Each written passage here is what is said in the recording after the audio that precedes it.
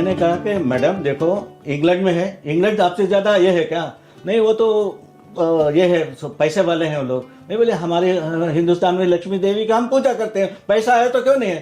انہوں نے کہا ہے کہ میں چاہتا ہوں کہ مسلمانوں کی خدمت بدلنا ہو تو اس ممبر رسول پر کھڑے ہو کر کہتا ہوں کہ اجتماعی نظم زکوٰۃ کو قائم کرنا ہے, ان کی ساری مصیبتیں ختم ہوں گی. اٹھو اور پھر ہر مسجد میں جو ہے 5 لوگوں کی کمیٹی بناؤ اور دیکھو گے کہ آپ کی خدمت بدلتی ہے. اللہ کے رسول صلی اللہ علیہ وسلم کی حدیث ہے تیسرۃ اعشار الرزق فی التجارہ, 90% رزق جو ہے تجارت میں.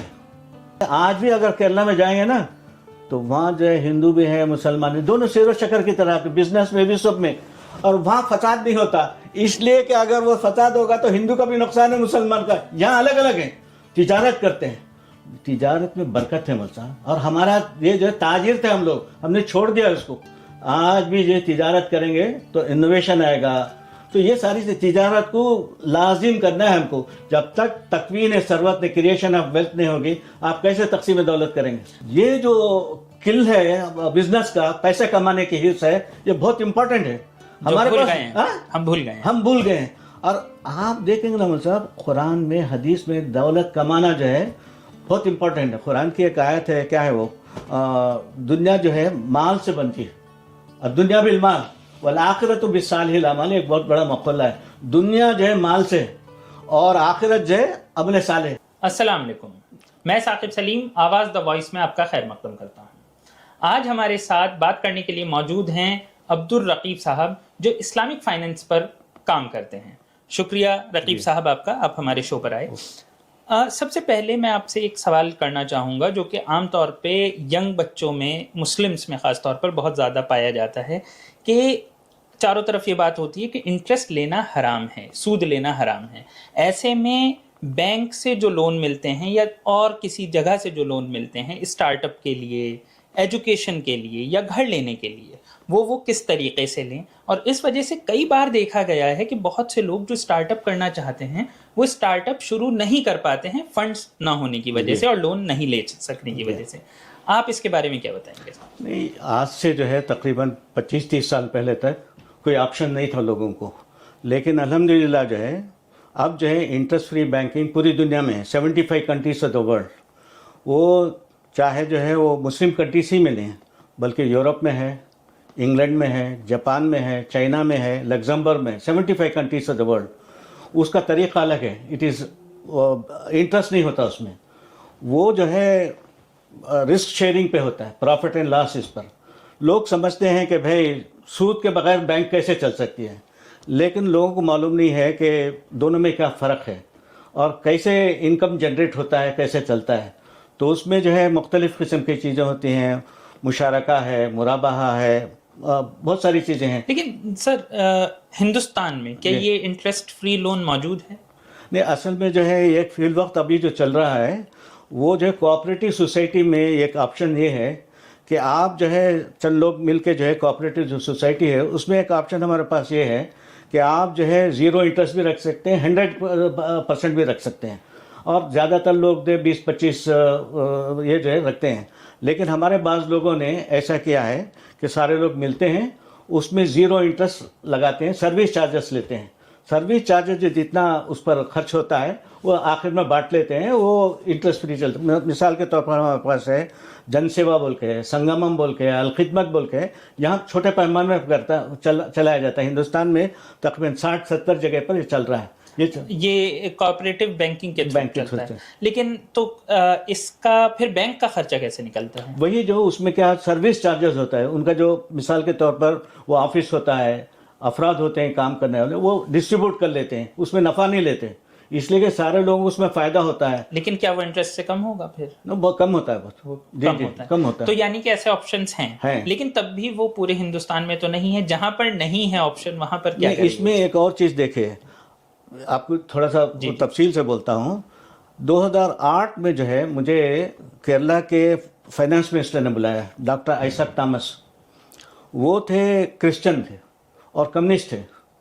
انہوں نے مجھے کہا کہ بھائی ہر سال کیرلا میں 60,000 کروڑ آف روپیز آتے ہیں اور 30,000 کروڑ جو ہے ہندوؤں کے ہیں اور 30,000 کروڑ جو مسلمانوں کے ہیں. whereas the Hindus 30,000 crores is flow back into the economic of Kerala, मुसलमानों का कहाँ जाता है नहीं मालूम है मुझे।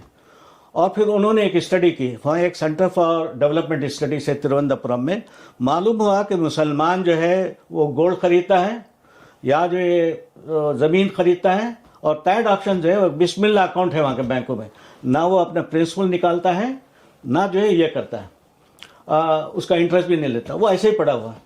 एक रिजर्व बैंक की एक लेडी थी, उसने पूरा ये किया, मालूम हुआ कि 40,000 crore of interest money there in the bank.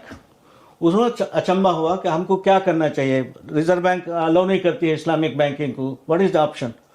तो फिर उसने अर्न्स्ट एंड यंग बोल के जो है एक बड़ा ये मैनेजिंग का ये है एसोसिएशन, उसने ये किया कि the option is this MBFC, non banking financial corporation.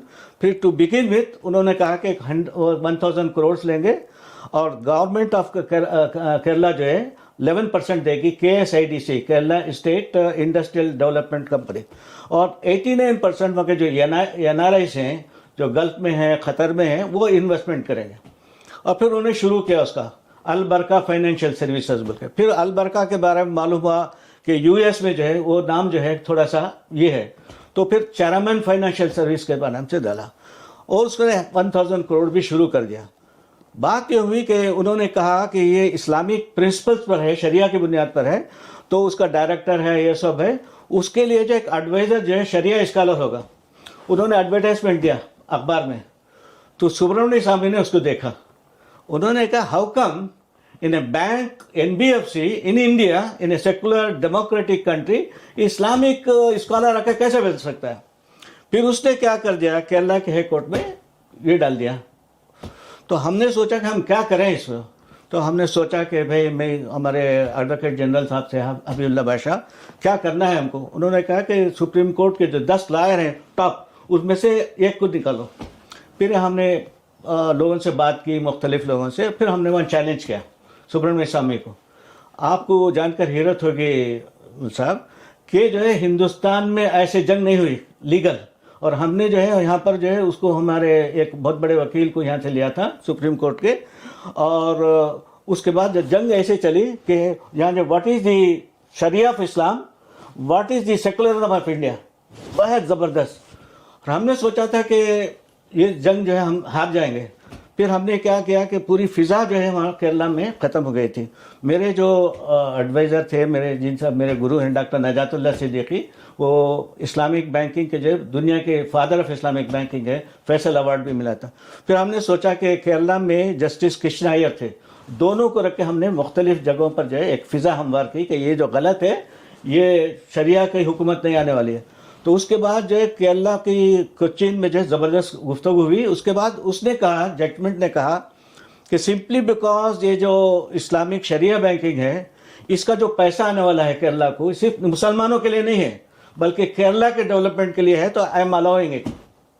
But Shariah banking कहकर क्या इस तरीके से बैंकिंग आना अलाउ हुआ? वो हुआ ना, मैं क्या बोलता हूँ, उसमें क्या है, NBFC बोलते हैं उसे, और चैरामैन फाइनेंशियल सर्विसेज, लेकिन वो उन्हीं लोगों के लिए जो अपने तौर पर सरमाया लगा के करते हैं छोटे पैमाने पर।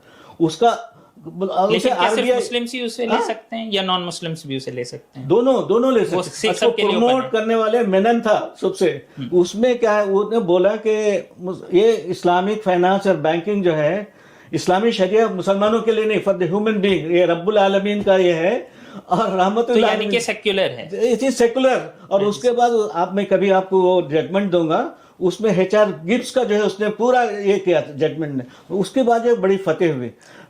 लेकिन इसमें एक सवाल फिर से आता है, ये एक केरल का मॉडल हुआ जो बहुत ही, मतलब अगर देखा जाए हिंदुस्तान जितना बड़ा है तो ये बहुत ही लोकलाइज्ड हुआ। सवाल फिर से ये आता है कि पूरे हिंदुस्तान में और ख़ास तौर पे एक पूरा सिस्टम है, पूरी दुनिया का एक बैंकिंग सिस्टम है, एक ऑल्टरनेटिव बैंकिंग सिस्टम कितना बड़ा और कितना मजबूत हो पाए कि वो एक बैंकिंग सिस्टम को चैलेंज कर दे। जैसे कि आजकल हर चीज़ आप कुछ भी लेते हैं, क्रेडिट कार्ड्स ज़रूरी हैं, बैंक से जो सैलरी आती है लोगों की वो बैंक अकाउंट्स में आती हैं, जो बैंक ऑलरेडी इंटरेस्ट पे होते हैं। ऐसे में ये कहना कि हम इन सब से दूर होंगे या फिर एक ऑल्टरनेटिव सिस्टम बना लेंगे, वो कैसे फिजिबल होगा? तो असल में देखिए, इसकी जो शुरुआत है इस्लामिक बैंकिंग की, 2006 से 2008 में एक फाइनेंशियल सुनामी हुई थी पूरे इसमें अमेरिका में। उसके बाद जो है सिटी बैंक हो, लेमन ब्रदर्स हो, मेरिल लिंच हो, ये सब जो है धड़ाम से गिर गए। और ख़ास तौर पर जो है पोप का जो वेटिकन का था, ट्रिलियंस ऑफ डॉलर जो है हवा में उड़ गया, इसलिए कि धड़ाम से गिर गया। तो उसके बाद दुनिया के लोगों ने सोचा इज देयर एनी अल्टरनेटिव, फिर लोगों ने इस्लामिक बैंक के बारे में शुरुआत हुई। तो उसी ज़माने में जो है अमेरिका में हो, जर्मनी में हो, जापान में हो, चाइना में हो, लग्जमबर्ग में हो, इस्लामिक बैंकिंग का वजूद हुआ। बाज़ जगह इस्लामिक बैंक के नाम से हुआ, लंदन में सबसे ज़्यादा हुआ और सिंगापुर में हुआ, और जो बड़े बड़े बैंक हैं वो इस्लामिक बैंकिंग के नाम्स पर चले। तो अभी जो है उसके डिफरेंस ये हैं, नॉर्म्स थे या नाम भी यही? नाम भी था इस्लामिक बैंक की, बल्कि था। बाज़ जगह उसको उन्होंने कहा कि एथिकल बैंकिंग कहा, पार्टिसिपेटरी बैंक कहा, तुर्की में एक था, इंग्लैंड में, लेकिन वो सिस्टम जो है इस्लामिक बैंकिंग के रूल्स एंड रेगुलेशन पर थे। वहाँ शरिया स्कॉलर्स बैठते थे हर बैंक में। तो मेरे पास आरबीआई ने भी जो है 2006 में जो है एक कमेटी मुकर्रर की, और उस कमेटी ने जो डॉक्यूमेंट है 55 पेजेस का, वो मैं आपको शेयर करता हूँ। आनंद सिन्हा साहब थे, इसके रिजर्व बैंक के जो है क्या कहते हैं एग्जीक्यूटिव डायरेक्टर थे। उसमें 6-7 लोग जो है दुनिया के माने हुए बैंकर्स थे, उन्होंने बनाई। उन्होंने, आप देखेंगे तो उन्होंने जो इस्लामिक बैंकिंग को कहा कि बेटर देन दी कन्वेंशनल बैंक, ये लिखा है उन्होंने।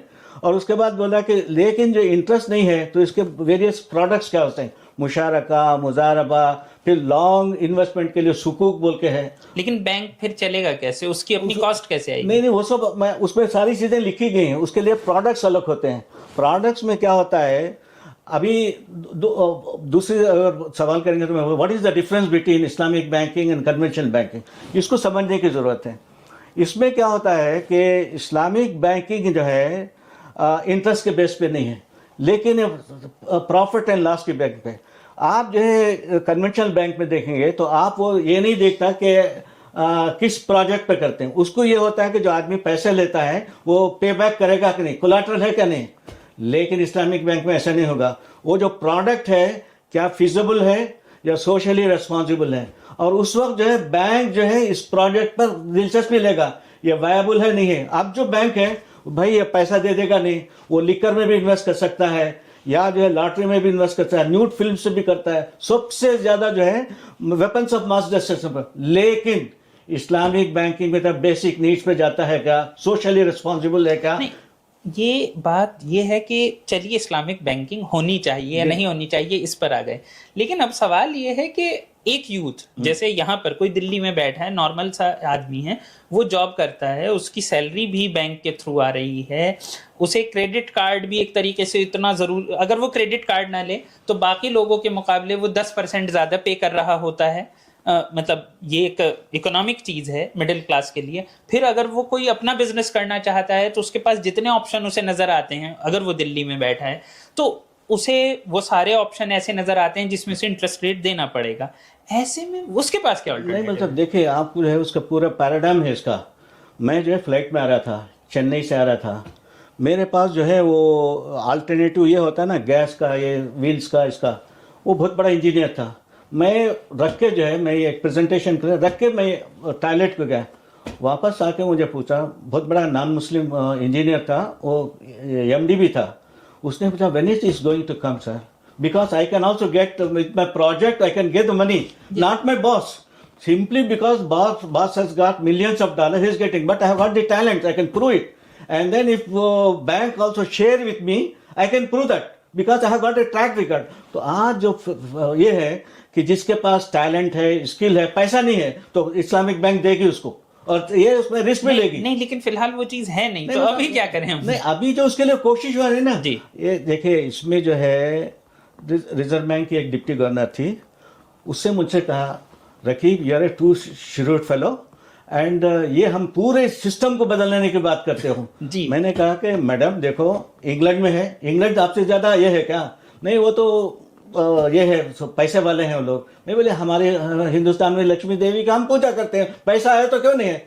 लेकिन ये प्रोसेस 30 साल से मैं काम कर रहा हूँ मौसा, आप यकीन जानिए कि इस्लामिक बैंकिंग मुसलमान नहीं लाएंगे, नॉन मुस्लिम्स लाएंगे इस मुल्क में। ये मुल्क ऐसा उदारवादी है, मैं आपको बताता हूँ। डॉक्टर रघुराम राजन कौन है? रघुराम राजन ने जो रिकमेंडेशन दिया है रिजर्व बैंक को, आप हैरान हो जाएंगे। मेरा एक दोस्त है विजय महाजन, अभी राजीव गांधी केस में, उसने जो प्रेजेंटेशन किया है कमेटी में रघुराम, आप हैरान हो जाएंगे। उसने बताया हाउ इट इज फीजिबल, इससे कैसे फायदा होगा, ये कितना बेहतर है। आपको सिर्फ जो है पावर पॉइंट प्रेजेंटेशन में 20 स्लाइड्स में बताया। उसको देखने के बाद सारे लोगों ने कहा it should be there 2 paragraph. इससे पहले देखे मुल साहब, इससे पहले क्या होता था, जब कांग्रेस की गवर्नमेंट होती थी तो कोई भी प्रोजेक्ट जो है ना गवर्नमेंट जो पास करती थी वेबसाइट में डालती थी। वेबसाइट में डालने के बाद जो है उसे लोगों से पूछता था कि have you got any connection. मुझे क्या हुआ, रघुराम राजन की कमेटी की रिपोर्ट जब आए तो उसमें इंटरेस्ट फ्री बैंकिंग का नहीं था। मैं चेन्नई में था तो जो इकोनॉमिक्स टाइम्स से एक मजमून आया कि Raghuram Rajan is going to speak in, वहाँ एक स्कूल है, बहुत बड़ा स्कूल है, इंडियन स्कूल ऑफ बिजनेस बोल के हैदराबाद में, अमेरिका की तरह है। उसने कहा tomorrow Raghuram Rajan is going to speak on the paradigm shift in Islamic banking. मैंने फ्लाइट लिया, सुबह को जाकर अंदर घुस गया। वो बात कर रहा था, उसमें 500 MBA के स्टूडेंट्स थे। मैं जरा जोश में भी था तो मैंने खड़े होकर उसकी स्पीच खत्म हो गया तो बोला doctor Rajan, I have gone through your present paper of the what you are going to submit, but I don't find about the 30% of the marginalized and minorities. I got no space for them. वो director जो गुस्से में, you are uninvited, you are not a student, how can you talk. अच्छा, मैं खामोश हो गया। उसके बाद जो एक स्टूडेंट जो था, राजस्थान के स्टूडेंट बोला, उसको क्वेश्चन आंसर में, some of my gentlemen, he came from Chennai, he asked the question, you didn't ask that, I am asking this question. उसके बाद जो है मैं फिर गया उसके स्पीच के बाद, उसके पास ऊपर स्टेज में गया, मालूम हुआ कि वो तमिलियन है लेकिन हिंदी बोलता है, भोपाल में रहा उसके वाले सब। उसके डायरेक्टर ने कहा sorry, I was very harsh with you, we can come any time. उसके बाद मैंने पूछा, वो बोला कि mister Raqib, you see that it has not been finalised and then another final meeting is होता है, you can send to representatives. तो मैंने हमारे 2 दोस्त जो बॉम्बे थे उसको भेजा। आप हैरत हो गई हमारे ने, 2 पैराग्राफ उसने ऐड कर दिया। उसने कहा कि बाज लोग अपनी रिलीजियस बिलीफ की वजह से इंटरेस्ट में उसके लिए हम चाहते हैं कि इंटरेस्ट फ्री बैंकिंग लाया जाए और उसके लिए हिंदुस्तान की रेगुलेशन में ऑप्शन है। 2 पैराग्राफ है उसका। That was the beginning.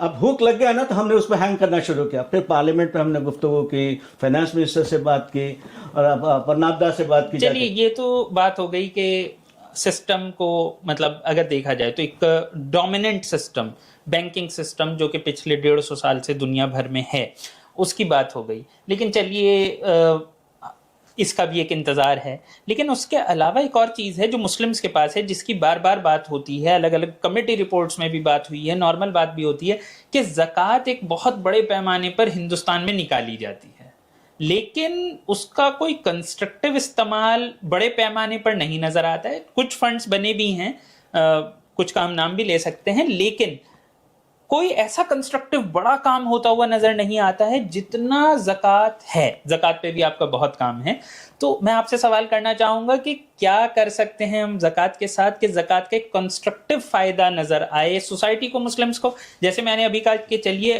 अगर कोई फंडिंग है, कोई स्टार्टअप करना चाहता है, कुछ और करना चाहता है, तो ये ज़कात के थ्रू क्यों नहीं हो पाता है? बिल्कुल सही है साहब। ज़कात जो है हमारी जान है पूरे इसके सिस्टम की।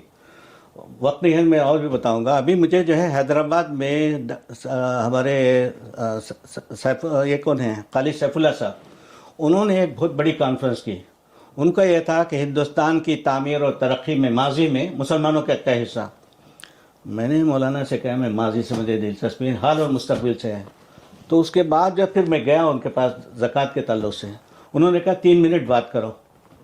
तो मैंने कहा कि हिंदुस्तान की तामीर और तरक्की में इमामुल हिंद मौलाना आज़ाद के बगैर हिस्ट्री नहीं है। फिर मैंने उनसे कहा कि मौलाना आज़ाद वो शख्सियत थे कि 34 ईयर्स में वो कांग्रेस पार्टी के प्रेसिडेंट बने और 3 बार बने, और उनको जब हिंदुस्तान आज़ाद हुआ वो एक आलिम दीन थे। नेहरू ने उनको वज़ीर तालीम बनाया। अगर हिंदुस्तान जो है आज विश्व गुरु है तो मौलाना आज़ाद की वजह से।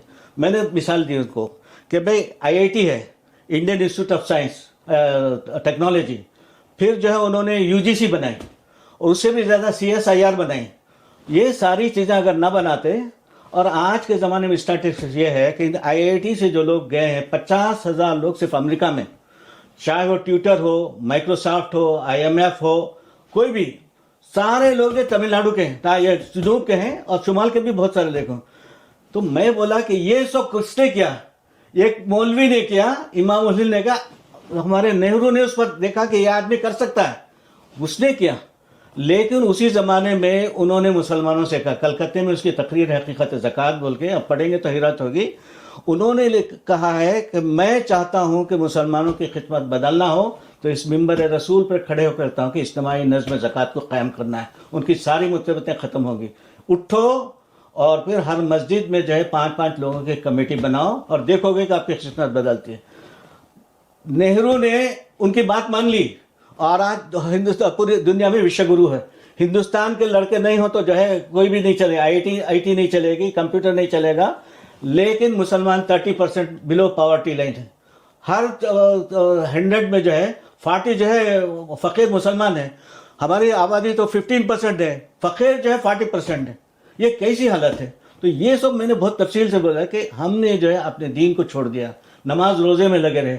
اور اس کے بعد ایک اور چیز ہے ہمارے، لیکن زکوٰۃ کا استعمال کیسے کریں؟ سنیے مول صاحب، میں جو بولتا ہوں نا، اگر امپورٹنس معلوم ہو تو نا، مثال کے طور پر میں ایک مثال دیتا ہوں. اگر آپ ایک فاؤنڈیشن ڈالنا چاہتے ہیں کسی میں، آپ کیا استعمال کرتے ہیں؟ آپ سیمنٹ استعمال کرتے ہیں، پتھر استعمال کرتے ہیں، پانی استعمال کرتے ہیں، پھر آئرن استعمال کرتے ہیں. فرض کیجئے کہ اگر سیمنٹ نہ ہو تو کیا ہوگا؟ کچھ ہوگا کیا؟ نہیں ہوگا نا صاحب.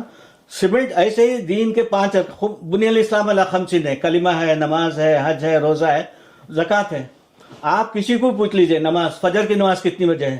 2 رکعت ہے. اور روزہ کب رکھنا ہے؟ رمضان میں رکھنا ہے. حج کب کرنا ہے؟ جب ذی الحجہ میں. مجھے معلوم ہوا کہ میں دوپہر کو کام کرتا ہوں، وقت نہیں ہے میں رات صبح کو 4 رکعت نماز پڑھ لیتا ہوں. آپ مانیں گے کیا؟ کیوں نہیں مانتے؟ اور اسی طریقے سے رمضان کے مہینے میں جو ہے گرمی آ جاتی ہے اور میں چاہتا ہوں کہ سردیوں میں رکھ لوں. بیوقوف ہے کیا رمضان میں؟ اچھا، ایک میں کبھی پڑھا تھا کہ بھائی جو شخص جو ہے رمضان میں کچھ کام کرتا ہے تو 70 یا 60 گنا جا. میں کہتا ہوں حج بھی کیوں نہیں کر لو میں رمضان میں؟ لیکن نہیں مانتے ہیں نا. یہ کیوں نہیں مانتے؟ اس لیے کہ اللہ اور اس کے رسول نے فرائض دے اس کو. زکوٰۃ کے بارے میں، زکوٰۃ کے بارے میں کتنا دینا ہے وہ تو معلوم 2.5. آج کے زمانے میں صاحب نصاب کتنا ہے؟ بہت کم لوگوں کو، 90-80% لوگ نہیں معلوم ہے کتنا سونا ہو تو ہے، کتنا چاندی ہو. کب دینا ہے؟ وہ سمجھ رمضان میں نہیں. جب آپ صاحب نصاب ہو جائیں، 1 سال ہو جائے تو دینا پڑے گا. اور کس کو دینا ہے؟ زیادہ تر لوگ ہمیں رشتہ داروں کو دینا ہے.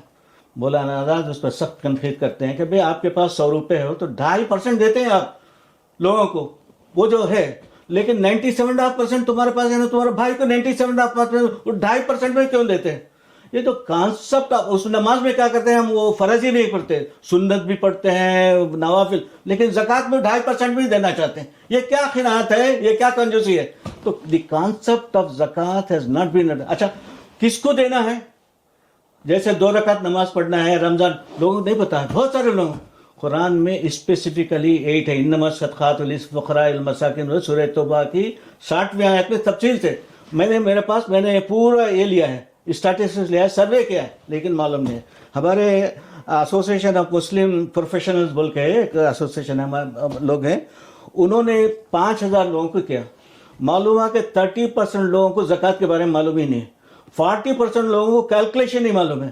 50% لوگ یہ بولتے ہیں کہ جو بھی آتا ہے ہم دیتے ہیں، چند کلو چاول، چند گز جو ہے کپڑے، اور کچھ جو ہے کچھ چیزیں دیتے ہیں، وہ بھی ہمارے رشتہ داروں کو دیتے ہیں. نہیں، ایک اور چیز ہوتی ہے، وہ چندے کی رسید لے کر جو آتے ہیں انہیں دیا جاتا ہے. اس کو میں زیادہ نہیں، وہ 100 ملا کر بہت سارا ہو جاتا ہے. مول صاحب وہ الگ ہے کہ کمیشن کتنا لیتے ہیں. سب سے امپورٹنٹ چیز جو ہے ہمارے مول صاحب آپ کو یہ کہنا چاہتا ہوں، جب آپ کو نماز اللہ کے رسول نے کیسے پڑھا، روزہ کیسے رکھا، حج کا، زکوٰۃ کیسے انسٹیٹیوشن تھا معلوم ہے کیا لوگوں کو؟ اللہ کے رسول صلی اللہ علیہ وسلم نے زکوٰۃ کے انسٹیٹیوشن 4 ڈپارٹمنٹ بنائے تھے. یہ جو عمال الصدقات جو وصول کرنے والے تھے، پھر کاتبین صدقات کے اکاؤنٹس رکھنے والے، یہ اور تھے کہ یہ خارسین باغ میں جاتے، کھیت میں جاتے اور وہ ایسٹیمیٹ کرتے تھے، اور تیسرا جو اینیملز پر بھی تھا تو عمال الحما. آپ کو جان کر حیرت ہوگی کہ امال الصدقات میں کسے بھیجا تھا اللہ کے رسول نے؟ روایتوں میں آتا ہے کہ وہ حضرت عمر تھے، حضرت ابوبکر بن جراح تھے، حضرت عبد الرحمن بن عوف تھے، اور پھر عمر بن عاص تھے۔ کون شخص ہے اگر عمر جا کے زکوٰۃ وصول کرنے کے لیے گئے تو کون نہیں دے گا؟ عبد الرحمن بن عوف اس زمانے کے ٹاٹا بلّہ تھے، وہ گئے تھے۔ عمر بن عاص مصر کے گورنر تھے، سب سے ذہین ترین آدمی، اور ابو عبیدہ جنرل تھے۔ تو ایسے لوگوں کو زکوٰۃ وصول کرنے کے لیے اللہ کے رسول نے بھیجا۔ تو ہمارے اس میں نہیں ہے نا مدرسے کے لوگوں کو بھیج دو، تھرڈ کلاس کے چپراسی کو بھیج دو۔ زکوٰۃ کی جو اہمیت ہے، اور اس میں بہت ساری چیزیں اس وقت نہیں ہے، مجھے آپ بولوں گا ان کو کیا پروانے دیے گئے، کیسے جانا ہے۔ اچھا، دلچسپ بات یہ ہے کہ کاتبین صدقات کے بارے میں زیادہ پر لوگوں کے پاس ایکسپیرینس نہیں تھا۔ حضرت عمر کے زمانے میں انہوں نے گورنر کو لکھا، شام کے گورنر کو، آپ کے پاس ایک رومن ہے جو اکاؤنٹ بہت اچھا کرتا ہے، اس کو بھیجو مدینہ۔ نہیں تو آج کے جیسے آج کا دور ہے ہندوستان کا، تب ہم کس طریقے سے اس کا استعمال کر سکتے ہیں؟ آپ کے پاس تو ڈیٹا بھی ہوگا۔ نہیں، میں کیا بولتا ہوں، اصل میں اس کا اویئرنیس کریٹ کرنا پڑے گا، اس کی اہمیت کیا ہے۔ لوگ حج پہ حج جاتے ہیں، عمرے پر، زکوٰۃ کے بارے میں نہیں ہے، ہمارے رشتہ داروں کو دیتے ہیں۔ یہ علماء میں خود ایک بہت بڑا یہ وہ جو ہے بہت ساری باتیں ہیں، اس کو یہاں بحث کرنے کی ضرورت، اویئرنیس عوامی جو ہے۔ اچھا، زکوٰۃ دینا ہے تو کیا ہونا چاہیے؟ زکوٰۃ دینا ہے تو آدمی کے پاس پیسے ہونا چاہیے۔ آدمی مالدار نہ ہو تو زکوٰۃ کیسے دے گا؟ اس کے لیے جو کیا ہے، کریشن آف ویلتھ کی ضرورت ہے، تجارت۔ مسلمان جو صحیح، یہ میں آپ سے سوال کرنے والا تھا۔ عام طور پر مسلمز بزنس مین اچھے نہیں ہوتے ہیں، کم سے کم نارتھ انڈیا میں تو عام طور پہ، اور بہت ہی کم دیکھا جاتا ہے بزنس میں، یہ ایک عام وہ سمجھ ہے۔ اور جبکہ بہت زیادہ خاص طور پہ ایک یہ بھی ہے کہ رسول خود تاجر تھے، بزنس مین تھے۔ تو یہ بزنس کتنا امپورٹنٹ ہے اسلام میں، اور کتنا کم اس کو لے کر اویئرنیس ہے، اس کے بارے میں دیکھیے، اللہ کے رسول صلی اللہ علیہ وسلم کی حدیث ہے، تیسرۃ اعشار الرزق فی التجارہ، 90% رزق ہے تجارت میں۔ جس زمانے میں سمندری سفر نہیں تھا، ہوا کے رت پر جاتا تھا، اس زمانے میں ہے۔ عرب کے لوگ جو ہے، تاجر لوگ جو ہے، کیرلا کیوں ہے؟ اسلام آنے سے 1000 سال پہلے ہی آ گئے تھے، لیکن جب وہ آئے کیرلا میں اپنے امانت کی وجہ سے، دیانت کی وجہ سے لوگ آ گئے تھے۔ اس کے بعد حال یہ تھا کہ وہاں کے لوگوں نے کہا کہ ہم اس کا گھر جگہ بنائیں گے، داماد بنایا انہوں نے، ماپڑے جیسے کہتے ہیں نا، ماپڑے کے معنی نوشا، دلہا مانگا۔ تو وہاں جو ہے آج بھی اگر کیرلا میں جائیں گے نا، تو وہاں جو ہے ہندو بھی ہے، مسلمان بھی، دونوں شیر و شکر کی طرح، بزنس میں بھی، سب میں۔ اور وہاں فساد نہیں ہوتا، اس لیے کہ اگر وہ فساد ہوگا تو ہندو کا بھی نقصان ہے، مسلمان کا۔ یہاں الگ الگ ہیں، تجارت کرتے ہیں، تجارت میں برکت ہے ملتا۔ اور ہمارا یہ جو تاجر تھے ہم نے چھوڑ دیا اس کو۔ آج بھی یہ تجارت کریں گے تو انوویشن آئے گا۔ تو یہ ساری تجارت کو لازم کرنا ہے ہم کو۔ جب تک تکوین ثروت نے، کریشن آف ویلتھ نہیں ہوگی، آپ کیسے تقسیم دولت کریں گے؟ ابھی باہر بیٹھے ہوئے آپ بتا رہے تھے کہ کس طریقے سے اسٹاک ایکسچینج کمپنیز کا جو کانسیپٹ ہے وہ بھی اسلام کے اندر ہے شروع سے۔ جی آپ اس کے بارے میں دیکھیں، مفتی تقی عثمانی صاحب نے لکھا ہے، وہ امریکہ گئے تھے، تو ان کی ایک تقریر ہے سود اور اس کا متبادل۔ وہ میں نے دیکھا، الفرقان بول کے ایک جرنل نکلتا ہے لکھنؤ میں نے دیکھا، رہے مفتی تقی عثمانی صاحب نے لکھا ہے کہ عرب کا ہر قبیلہ ایک جوائنٹ اسٹاک کمپنی تھا۔ جوائنٹ اسٹاک کمپنی کا کانسیپٹ کیا ہے؟ مطلب چھوٹے چھوٹے سرمایہ اور اسٹاک ایکسچینج میں لگاتے ہیں، اور اس سے جو ہے بڑے بڑے سرمایہ ٹاٹا، برلا، مہندرا سب لیتے ہیں۔ کس کا پیسہ ہے؟ عوام کا پیسہ، 1000، 2000، 5 اسٹاک میں لیتے ہیں۔ وہ کہتے ہیں کہ لیلا فی قریشن میں جو ہے، اس زمانے میں 2 سیزن میں جو ہے لوگ جو ہے شام کی طرف جاتے تھے، یمن کی طرف شام جب جو سمر آتا تھا تو سردیوں کے لیے جاتے تھے، اسی طرح سے گرمی ہوتی تو یمن کی طرف، اور اس میں 500 کیمل لوڈ بھی تھے، 2000 تک جاتے تھے، ایک پورا قافلہ جاتا تھا۔ اور اس کے لیے اس زمانے میں قریش کے لوگوں نے پرمٹ بھی لے لیا تھا، کہ اس لیے کہ ڈاکو اور رہزن تھے، تو وہ سب کیا۔ اس کے بعد جو میں ابھی ایک کتاب پڑھ رہا تھا، ایک عورت کہہ رہی ہے، ایک بوڑھی عورت کہہ رہی ہے، ارے قافلے کے سردار رک جا، میرے پاس 2 دینار ہے، میں انویسٹ کرنا چاہتی ہوں۔ یہ جو کل ہے بزنس کا، پیسے کمانے کی حص ہے، یہ بہت امپورٹنٹ ہے ہمارے پاس۔ ہم بھول گئے ہیں۔ اور آپ دیکھیں گے نا مول صاحب، قرآن میں، حدیث میں دولت کمانا جو ہے بہت امپورٹنٹ ہے۔ قرآن کی ایک آیت ہے، کیا ہے وہ؟ دنیا جو ہے مال سے بنتی ہے، اور دنیا بالمال والآخرت بالصالح الاعمال، ایک بہت بڑا مقولہ ہے۔ دنیا جو ہے مال سے، اور آخرت جو ہے عمل صالح، الدنیا بالمال والآخرت بالصالح الاعمال۔ تو یہ جو ہے نا ہم کو جو ہے سمجھنا چاہیے کہ دولت جو ہے صحیح طریقے سے کرنا عین جہاد ہے، عین عبادت ہے. تو ہم سوچتے نہیں ہیں نا، ہم نماز پہ نماز پڑھ لیا، حج پہ حج کر لیا. اگر آدمی دیکھے اس میں کیا ہوتا ہے، آدمی تجارت کرتا ہے نا تو قدم قدم پر جھوٹ بول سکتا ہے، دھوکہ دے سکتا ہے. اللہ کے رسول صلی اللہ کے رسول نے جو کیا کیا، مدینہ مارکیٹ قائم کی. میری کتاب میں ہے مدینہ مارکیٹ. دیکھیں مدینہ مارکیٹ جو ہے میرا سب سے امپورٹنٹ چیپٹر ہے. 2 ہی کام میں نے کیا ہے مول صاحب. یہ دیکھیں، یہ جو ہے زکوٰۃ پر میں نے لکھا ہے. اس کے بعد جو ہے یہ مدینہ مارکیٹ سیرت نبوی کا ایک گمنام گوشہ. لوگ جانتے ہی نہیں مارکیٹ میں ہم کو جانا ہے. اللہ کے رسول نے دیکھا کہ صحابہ اکرام جب مکے سے مدینہ گئے تو بڑے بڑے تاجر تھے. وہاں جو ہے بازار میں گئے تو جو یہودیوں کا پورا منوپلی تھی اور یہ انٹر نہیں کرتے تھے. تو حضرت عبد الرحمن بن عوف نے اللہ کے رسول سے کہا ہم کہاں جائیں گے یہاں پر. ابو رافع نام کا ایک یہودی ہے، وہ جو پرائس سیٹ کرتا ہے وہی ہے. تو آپ نے کہا کہ ہم نئے مارکیٹ بنائیں گے. اب اس کے بعد اللہ کے رسول نے اعلان الجالب الی سخینا کالمجاہد، جو مارکیٹ میں آ کے خرید و فروخت کر رہا مجاہد فی سبیل اللہ کی طرح ہے. بہت تفصیلات ہیں. 2 ہی انسٹیٹیوشن اللہ کے رسول نے بنائے، ایک مسجد نبوی اور مارکیٹ آف مدینہ، سوق المدینہ. اور اس کو اگر غور کر لیں گے نا تو میں اس پر 30 سال سے لکھ رہا ہوں. بہت سارے علماء نے کہا یہ کہاں سے لے کر رکھا ہے سوق المدینہ. آپ حیرت ہوگی مول صاحب، ایک صرف بات کرتا ہوں. اللہ کے رسول نے جو ہے وہاں جو الگ الگ ڈپارٹمنٹ میں عورتوں کا الگ، پھر اس میں یہ تھے محتسب لوگ تھے، انسپیکٹرس لوگ تھے، اور وہ عورتوں کے الگ ہے، ان کے لیے الگ ہے. ایک دن اللہ کے رسول جو ہے ظہر کی نماز کے بعد مارکیٹ گئے اور ایک بڑا سا جو ہے اناج کا ڈھیر تھا. آپ نے اندر ہاتھ ڈالا تو معلوم ہے اندر گیلا ہے اوپر سوکھا ہے. اس سے پوچھا ارے میں کیوں کر رہے ہو ایسا؟ وہ بولا کہ رات بارش ہو گئی تھی اس کے لیے انہوں نے اوپر کا نیچے کر دیا. انہوں نے جو جملہ کہا ہے اللہ کے رسول نے، آپ کو ایسا کہنے کہ من غشنا فلیس منا، جو دھوکہ دے ہم میں سے نہیں. بہت کم حدیث ہے جو اللہ کے رسول کہتے تھے کہ میرے سے نہیں ہے، سب سے زیادہ وعید ہے. اس کا مطلب ہے کہ تجارت کرو، امانت داری کے ساتھ تجارت کرو. آپ سے ایک سوال ہے، آپ خود یہ لوگوں کو یہ پتا ہے کہ آپ ایک اسکالر ہیں، جو اسکالر نہیں میں، جو آپ ایڈیٹر بھی ہیں، اسکالر بھی ہیں، اسکالر نہیں ہوں میں، آپ کا یہ تعارف ہے. لیکن اس کے علاوہ آپ ایک سکسیسفل بزنس مین ہیں.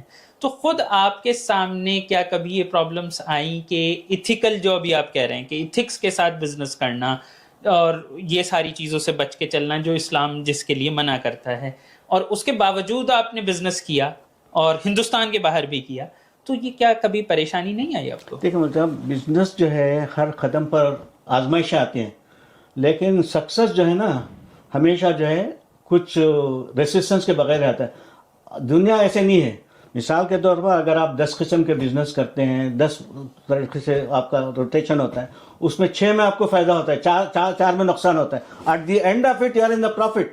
ہمارے پاس ذہن کیا ہے، ہم جو بھی کریں گے اس میں پروفٹ ہی آنا ہے. ایسا نہیں ہوتا. آپ میں نقصان اور رسک لے رہے، پروفٹ اینڈ لاس کے لیے رسک لینا چاہیے. Risk and reward go together. مسلمان یہ سمجھتا ہے کہ جب بھی کوئی کام کرے گا تو نفع ہی ہوگا. ایسا نہیں ہوتا. یہ جو ہے کبھی نقصان بھی ہوگا، حالات ایسے ہوں گے. میرے پاس بہت سارے مثالیں ہیں لیکن میں وقت نہیں ہے تو کبھی آپ کو بتاؤں گا. تو مسئلہ کیا ہے کہ رسک لینا ہے. جیسے کسان جو ہے اپنا بیج جو ہے بوتا ہے، اس کے بعد اللہ پر بھروسہ کرے، بارے تعالیٰ تو بارش دے. ایسا ہی بزنس میں کیا کرتا ہے، اپنا پورا پیسے لگاتا ہے، وہ جو ہے محنت رکھتا ہے رات دن. اگر آپ بزنس مین ہیں تو رات کو سو نہیں سکتے، آپ رات دن اسی میں رہتے ہیں. لیکن وہ جو رزق حلال کی طلب میں آپ کی جو آزمائش ہے، بے چینی ہے، وہ عین عبادت ہے.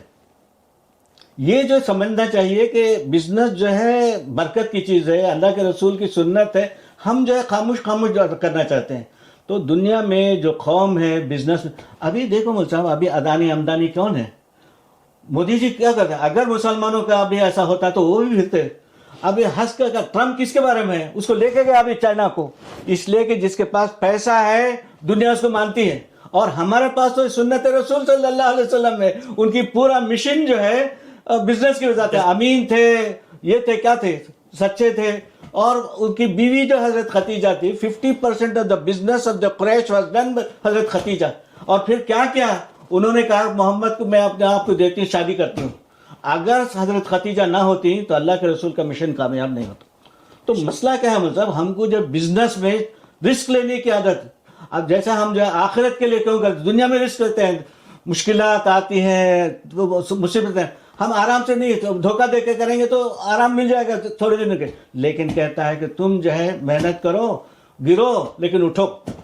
बेशक बहुत सारा वक्त आपका ले लिया है, लेकिन हमारे शो का नाम है दीन और दुनिया। हम बात करते हैं दीन की और दुनिया को बैलेंस करने की।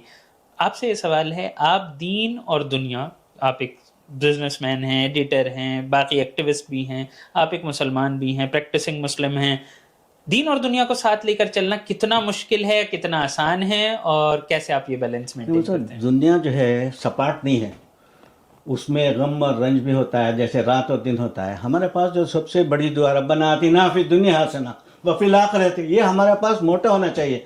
दुनिया की कामयाबी भी और आखिरत की कामयाबी दोनों हमारे साथ है। दुनिया की कामयाबी अगर ये तो टेम्पररी है, मिसाल के तौर पर आपको मैं कहता हूँ, मौलाना आज़ाद की किताब है और तफसीर है, उसमें उन्होंने रब की तारीफ की है। रब कौन है?